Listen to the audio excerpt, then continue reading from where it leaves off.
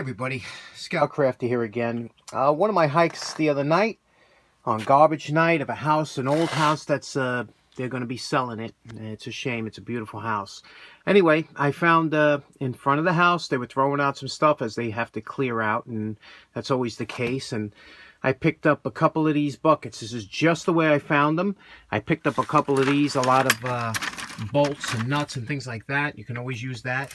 I picked up some, there's some tools in here, but this is what I found in this bucket right here.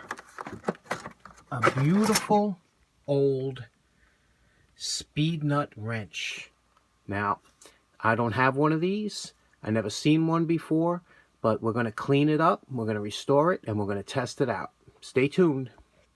Okay, the first thing we're going to do when we're looking at this wrench is we're going to see exactly what we have here. Now, this is patented, it says May 2nd, 1916.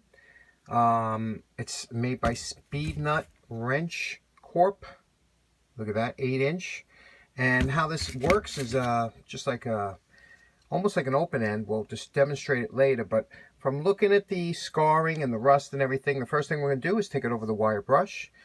And not too much, because this looks like it could polish up really nice. So we're going to take it over the wire brush right now and see what we get. Now we're here at the Craftsman dual brush wire brush.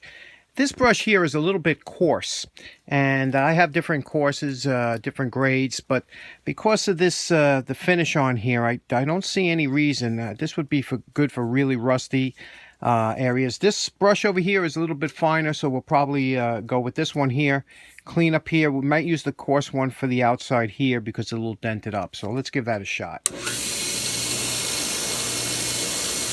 Now, I'm not using a lot of pressure on here, just want to see where it's taking us. You can see it's removing the rust. I'm not using a lot of pressure.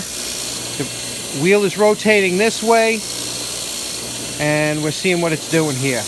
Now we're just going to take off any of the excess scaling, and then we'll take it over to the polishing wheel, and we'll see if we can bring back some of this luster to this beautiful wrench. Okay, and then this is going to be the tough part, getting in the letters and whatnot in here.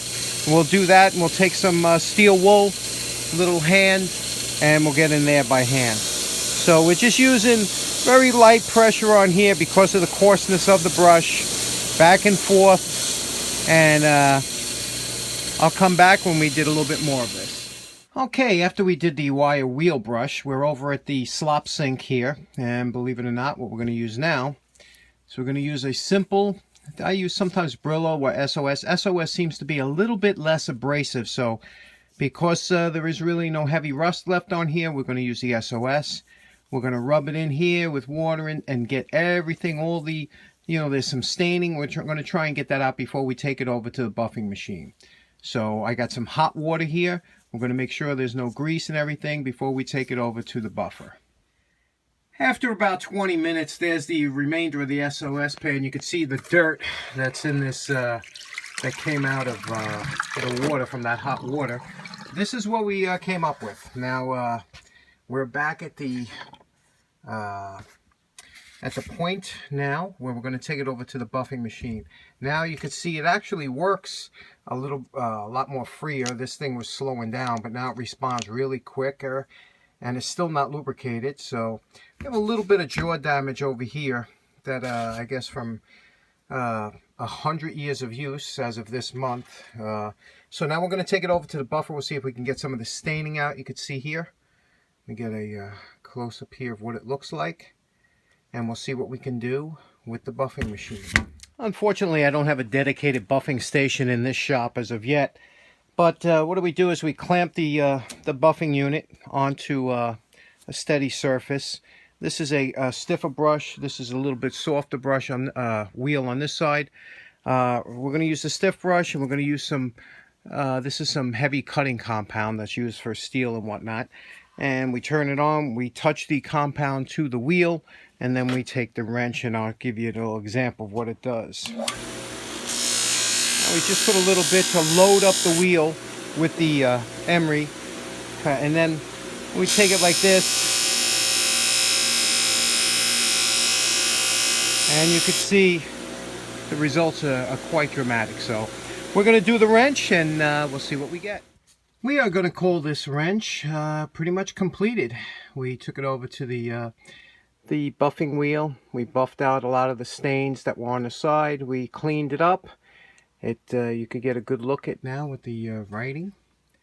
The wrench operates flawlessly. I lubed it. I had to put about a half a can of WD-40 in there. That's water displacement. That gets out any of the residual water or anything. Then I lubed it up, and you could see now there's a spring here, and this spring, how it operates is there's a little pin that comes in and out. You could see. So this spring pushes this way, the pin moves up, and I guess that's how you get it to operate. You can operate it either with or without the spring. So let's go over and see how this baby operates. Years ago, I made this little contraption here to demonstrate antique wrenches to the scouts. Basically what it is, it's a valve spring, couple washers with a bolt coming through and a few nuts. And it's tight, and what it's basically meant to do is just so the scouts could use different wrenches and see how they work, like crescent wrenches and whatnot. That's what we're going to use this for today. Today we're going to demonstrate this wrench on here and show you how it works. Now how this wrench worked is, I guess you put your finger up like this, open it up to the point, and this would be tightening. And if you push it like this, you could see the jaws will open up enough to let the wrench, without having to take it off and on, to let the wrench reposition itself and grip the nut. Works very well. It feels really good, has a nice feel to it. If you had to loosen it, you would do the same thing going the opposite way. And you could just turn it like this, and you could see the wrench opens up enough just to let it float on the hexagon of the nut and turn it. So a 100-year-old wrench still works as good today as it did, I guess, when it was invented. SPEEDNUT wrench. Great find. Love this wrench. Hope you enjoyed it. Have a good day. Take care. Bye-bye.